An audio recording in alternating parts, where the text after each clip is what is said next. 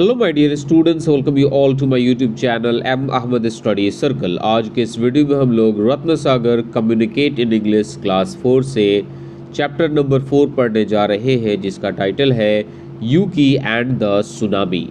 तो चलिए हम लोग इस चैप्टर को पढ़ते हैं और इसके line by line word to word Hindi meanings को समझने की कोशिश करते हैं। Get set and go. This play is set in Japan. इस प्ले को, इस नाटक को जापान में सेट किया गया है। Here are some interesting facts about Japan. और यहाँ पर जापान के बारे में कुछ इंटरेस्टिंग फैक्ट्स दिए गए हैं। तो चलिए पढ़ते हैं। Fact number 1, the Japanese name for Japan is Nihon और निपोन। तो जापान को हम लोग जापानी में क्या कहेंगे? निहोन कहेंगे या निपोन कहेंगे, which means the sun's origin, जिसका मतलब होता है सूर्य की उत्पत्ति। That is one of the reasons why Japan is often called the land of the rising sun।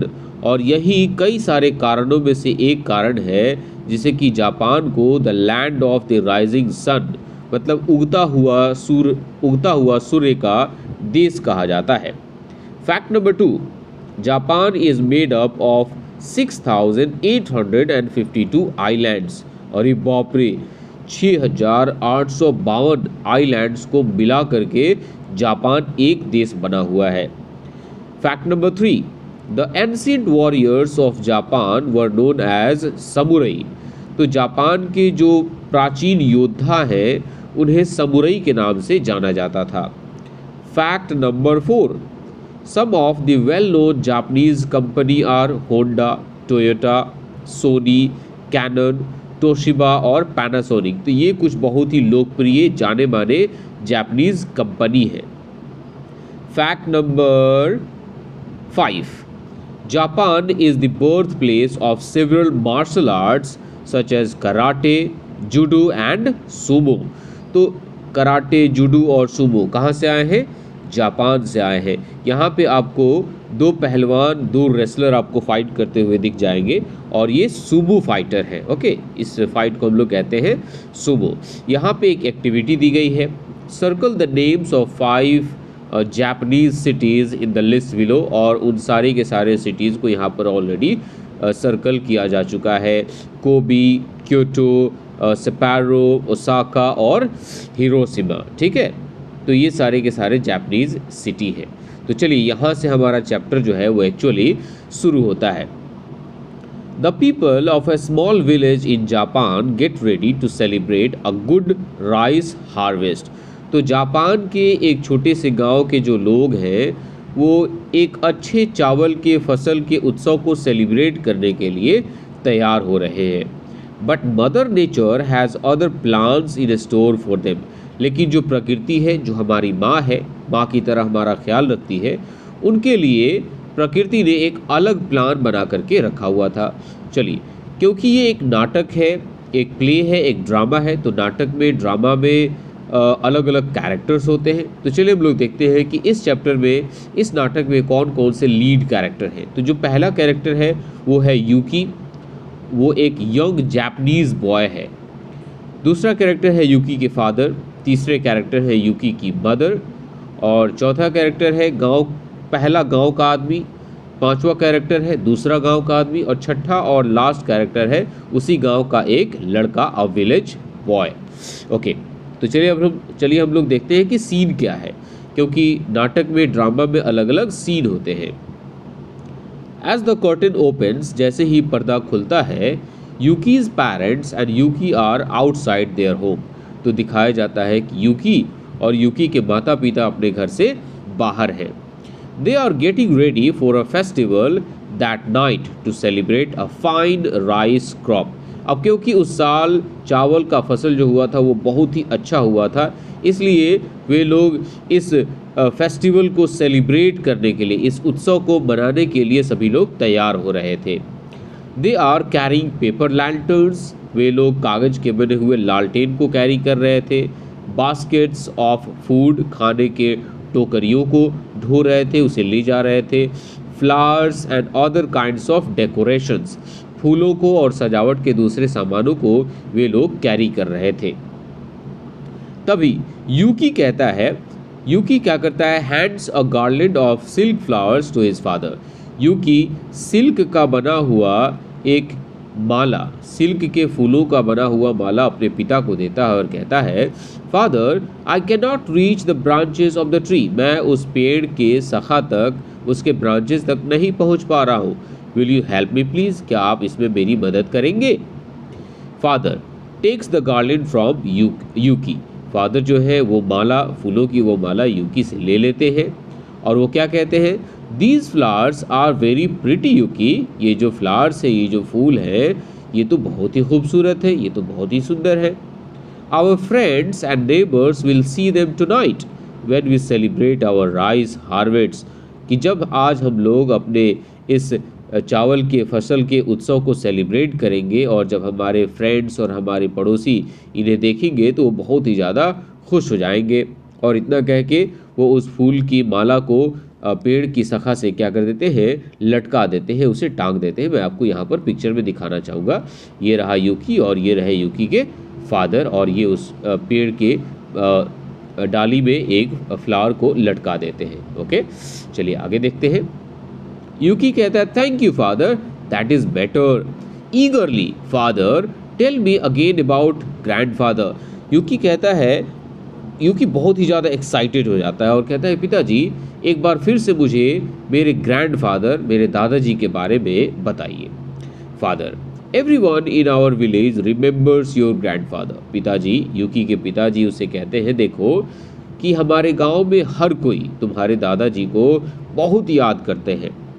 He was the one who taught us how to grow rice, क्योंकि उन्होंने ही हमें सिखाया था कि चावल को जो है कैसे उगाते हैं, चावल के फसल को कैसे उगाया जाता है, तुम्हारे दादाजी ने ही हमें सिखाया था।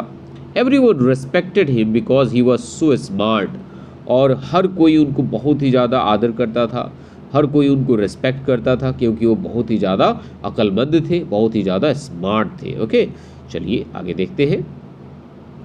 यूकीज mother step out of the house. तभी क्या होता है, उस स्टेज पर दिखाया जाता है कि यूकी की माँ जो है वो अपने घर से बाहर निकलती है। First villager, village boy and other villagers walk back and forth across the stage in small groups. और फिर उसी के साथ, मतलब यूकी की माँ के साथ, पहला गांव वाला, गांव का लड़का और दूसरे जो गांव वाले हैं स्टेज पर आगे पीछे एक छोटे से ग्रुप में बना करके चल रहे हैं। They are decorating the village, और वो ऐसा दिखा रहे हैं स्टेज पे कि वे गांव को जो है डेकोरेट कर रहे हैं, इसीलिए वो इधर उधर आगे पीछे स्टेज पर चल रहे हैं। ओके, तो यूकी की माँ क्या कहती है, देयर यू टू आर, अच्छा तो तुम दोनों, आप लोग यहाँ पर हैं। We have a lot to do before tonight, you know, क्या आप दोनों को पता है कि आज रात हमें बहुत सारी चीज़ें करनी है, इससे पहले कि सेलिब्रेशन स्टार्ट हो, हमें उससे पहले बहुत सारी चीज़ें करनी है, बहुत सारा काम करना है।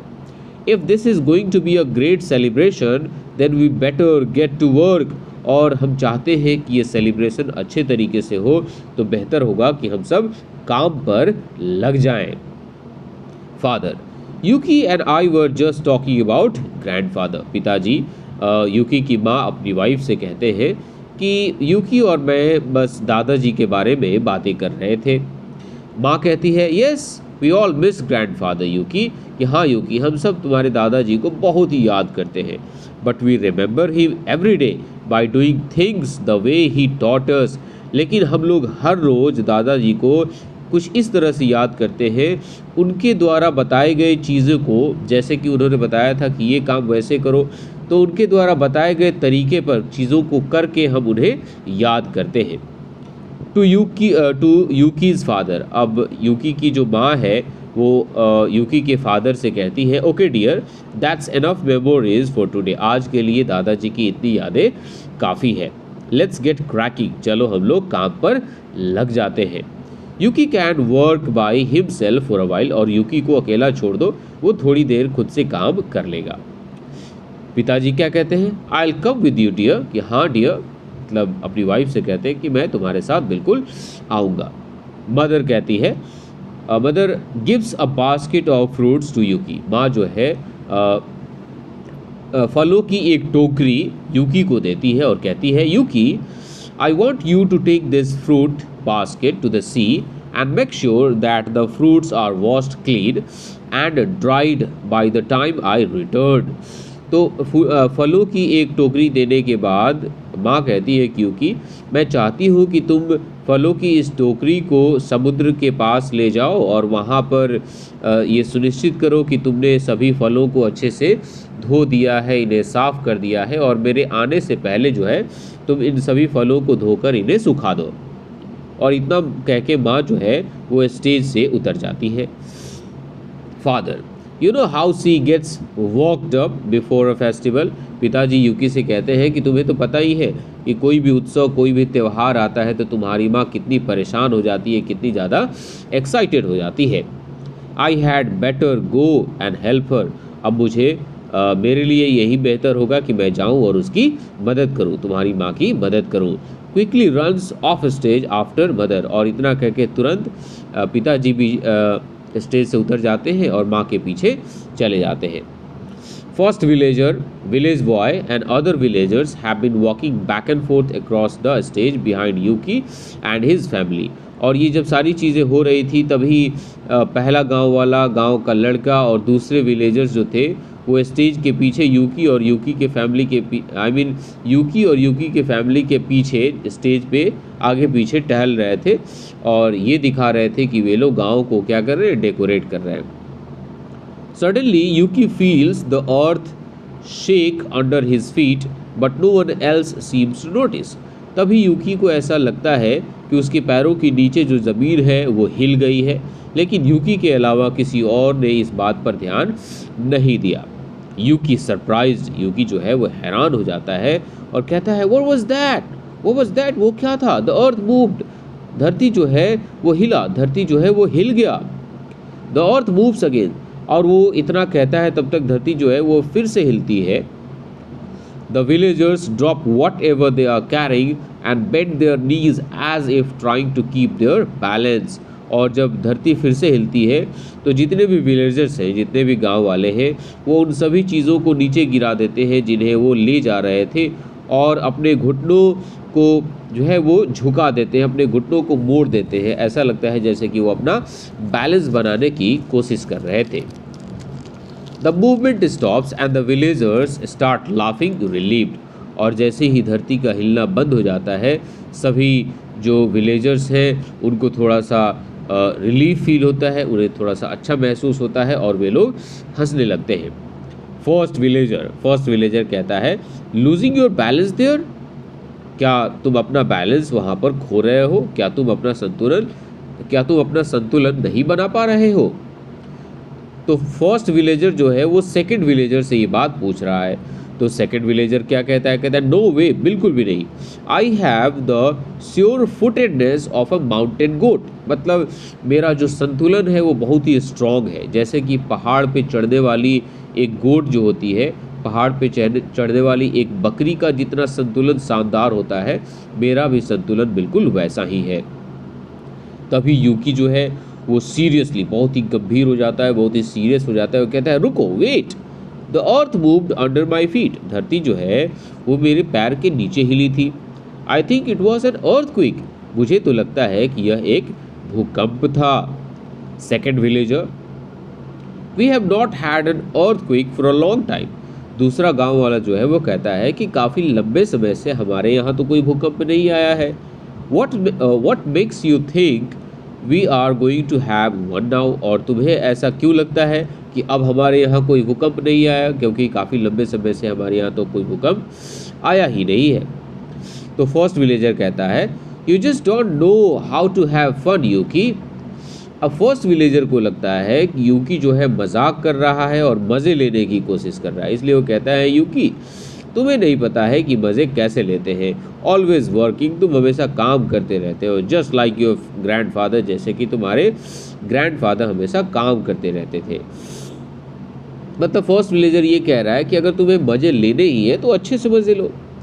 All the villagers pick up what they had dropped and start going about their business again as if nothing had happened. और इतना कह के सारे गांव वाले उन सभी चीज़ों को उठा लेते हैं जिन्हें जिन चीज़ों को उन्होंने पहले गिरा दिया था और फिर से अपने काम में लग जाते हैं जैसे कि मानो कि ऐसा कुछ भी नहीं हुआ था। यूकी लाउडली, यूकी इस बार अब जोर से चीखता है, जोर से चिल्लाता है और कहता है wait. Yuki looks at the back wall of the room. Yuki जो है अपने कमरे के उस स्टेज के कमरे के पीछे वाले दीवार की तरफ देखता है and puts up a hand to shade his eyes, और अपनी आँखों पर छाया करने के लिए हाथ को रखता है। कैसे हम लोग अपने हाथों को अपने आँखों के ऊपर जैसे कि टोपी की तरह बना करके और दूर किसी चीज़ को देखते हैं ताकि हमारे आँखों पे जो लाइट पड़ रहा है वो लाइट ना पड़े और चीज़ों को हम ठीक से देख पाएँ। तो वो दीवार के पीछे की तरफ देखता है और एक हाथ को अपनी आँखों पे रखता है और with the other hand he points over the heads of the people in the audience, और वो दूसरे हाथ से ऑडियंस में बैठे हुए लोगों के सिर के ऊपर की तरफ इशारा करता है और क्या कहता है, I saw the houses below move, मैंने नीचे घरों को मूव होते हुए हिलते हुए देखा। लुक, वो देखो, the sea has turned black, समुद्र जो है वो काला पड़ गया है।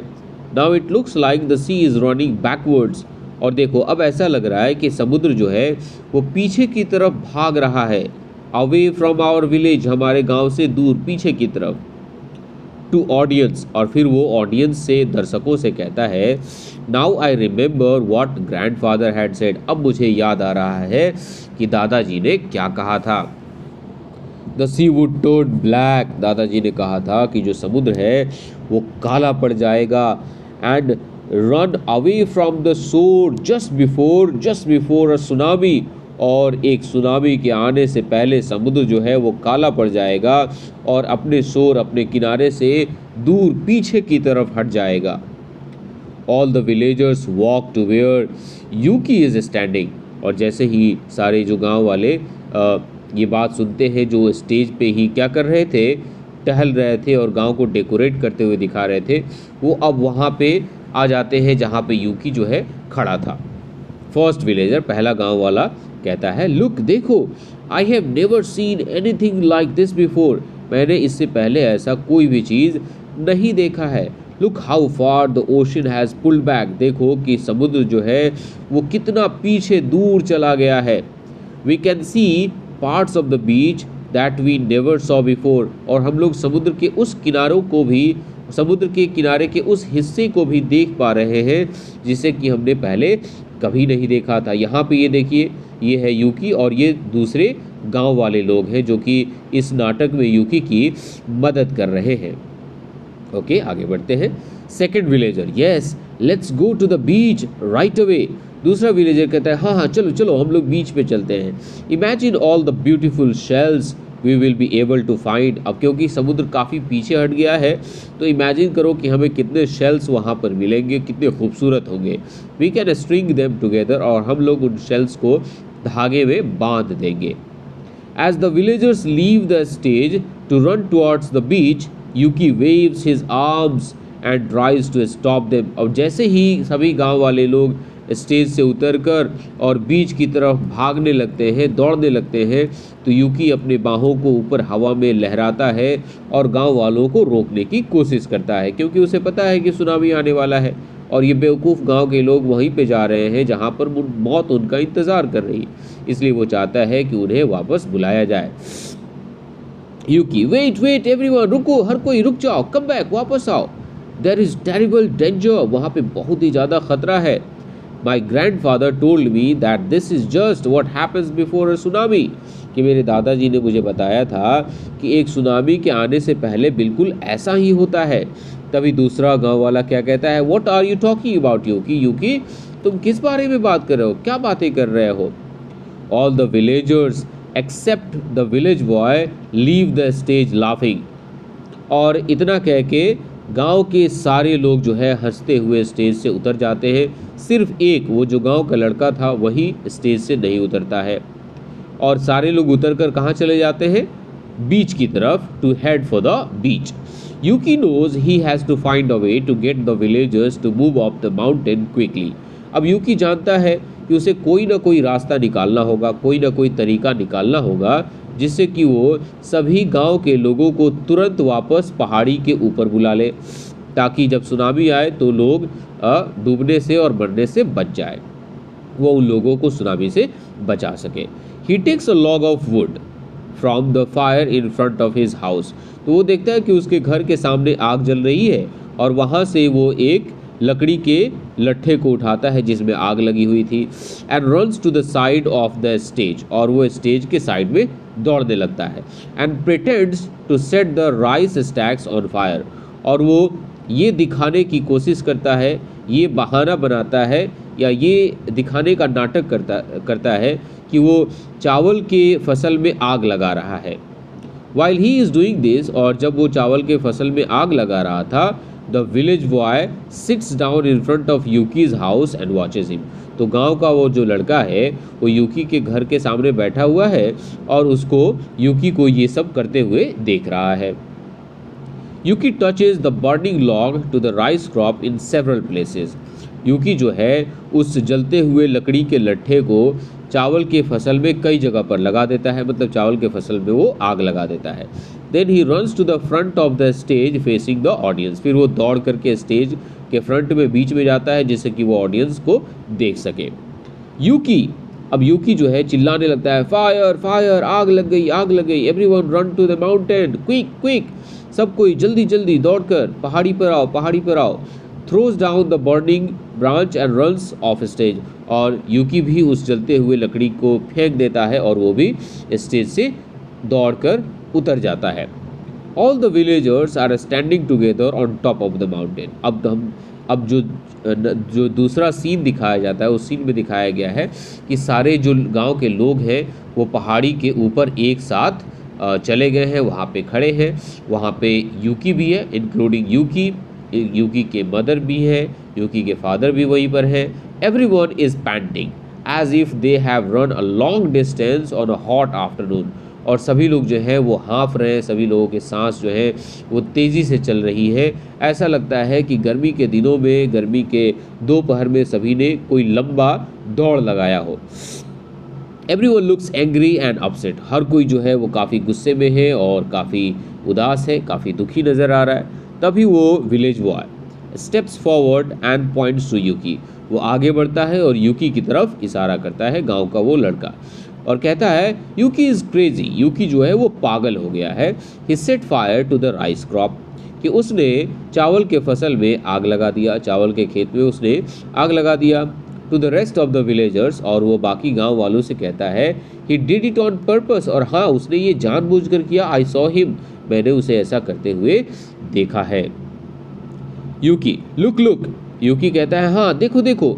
Points over the heads of the people in the audience, audience में जो लोग बैठे हैं उनके सिरों, उनके हेड्स के ऊपर जो है वो इशारा करते हुए बताता है, अ सुनामी, देखो सुनामी आ रहा है, सुनामी आ रहा है। All the characters on stage gasp, stage के ऊपर जितने भी कैरेक्टर्स हैं वो सब हाँफने लगते हैं। क्लैस्प ईच अदर्स हैंड्स और hide their faces in their hands with fear, और वो इतना डर जाते हैं कि एक दूसरे के हाथों को ज़ोर से पकड़ लेते हैं या डर के मारे अपने हाथों से अपने चेहरे को छुपाने लगते हैं। It was just how grandfather had described a tsunami, और यूकी कहता है कि यह बिल्कुल वैसा ही था जैसे कि उसके दादाजी ने सुनामी के बारे में बताया था कि जब सुनामी आता है everything he had said would happen has come true. दादाजी ने जो भी बातें बताई थी वो बिल्कुल सभी की सभी बातें सच हो गई थी। उन्होंने बताया था कि फर्स्ट कम्स द अर्थक्वेक, कि पहले सुनामी आने से पहले सुनामी जब आता है तो सबसे पहले क्या आता है, भूकंप आता है, अर्थक्वेक आता है। Then the sea turns black, फिर जो समुद्र है वो काला पड़ जाता है। And pulls away from the land, और वो लैंड से, भूमि से काफ़ी दूर पीछे की तरफ चला जाता है। Then the tsunami comes and everything is swept away, फिर उसके बाद सुनामी आता है और सारी चीज़ों को अपने साथ बहा ले जाता है। तभी वो विलेज बॉय सैडली, बहुत ही उदास हो जाता है, दुखी हो जाता है और कहता है our village has been swept away, it is gone, हमारा गांव जो है वो बह गया है, अब ये गायब हो गया है। The tsunami took it away like it was never there, tsunami जो है हमारे गांव को ऐसे अपने साथ बहा ले गई जैसे मानो कि हमारा गांव वहाँ पर पहले कभी था ही नहीं। यूकी कहता है I am so sorry that I burn the rice stacks. मैं बहुत ही दुखी हूँ कि मैंने चावल के फसल में आग लगाई। I had to find a way to get everyone to the top of the mountain, क्योंकि मुझे कोई ना कोई रास्ता निकालना था जिससे कि मैं सभी लोगों को पहाड़ की चोटी पर बुला सकूं। अब क्योंकि वैसे भी सुनामी आता तो सारे फसल बर्बाद हो जाते, और अगर वो ऐसा नहीं करता तो लोग भी मारे जाते, इसलिए उसने ऐसा किया था। Father Yuki, you saved us all. Yuki के पिताजी कहते हैं, यूकी तुमने हम सबको बचा लिया। फर्स्ट विलेजर कहता है, you are right after all Yuki. Yuki, हाँ आखिरकार तुम बिल्कुल सही थे। It was an earthquake. हाँ वो बिल्कुल अर्थक्वेक ही था, वो भूकंप ही था, जब तुमने कहा था कि पैरों के नीचे ज़मीन जो है वो हिल रही थी। फादर कहते हैं, tonight we were all going to celebrate our rice harvest, कि आज रात देखो हम लोग अपने चावल के फसल को सेलिब्रेट करने जा रहे थे, बट ऐसा कुछ नहीं हुआ। तभी माँ कहती है, now we will celebrate that all of us, कि अब हम लोग सेलिब्रेट करेंगे कि हम सब, और इतना कह के वो अपने चारों तरफ देखती है और फिर कहती है, all of us are still alive. अब हम लोग इस बात के लिए सेलिब्रेट करेंगे कि हम सब क्या है, जिंदा है, हम सब की जान बच गई, और इसी बात के लिए हम लोग क्या करेंगे, सेलिब्रेट करेंगे। All the other villagers cheer and congratulate Yuki and bow to him and his parents। और इसके बाद सारे जो गांव वाले हैं वो चीयर करने लगते हैं, शोर शराबा करने लगते हैं और यूकी को बधाइयाँ देते हैं, और यूकी के पेरेंट्स के सामने झुक करके उनका अभिवादन करते हैं। और इस तरह से हमारा ये जो चैप्टर है यहाँ पर कंप्लीट हो जाता है। इस चैप्टर के राइटर थी इलेन लिंडी। इलेन लिंडी एक महिला लेखक है और इन्होंने काफ़ी शानदार इस कहानी को हमें सुनाया है, बताया है। तो इस कहानी का एक्सप्लेनेशन आपको कैसा लगा, आप लोग मुझे नीचे कमेंट सेक्शन में ज़रूर बताएंगे। वीडियो अच्छा लगा होगा तो वीडियो को लाइक करेंगे, और अगर चैनल पे नए होंगे तो चैनल को सब्सक्राइब करेंगे। मिलते हैं एक नए चैप्टर के साथ, तब तक के लिए टेक केयर, बाय बाय।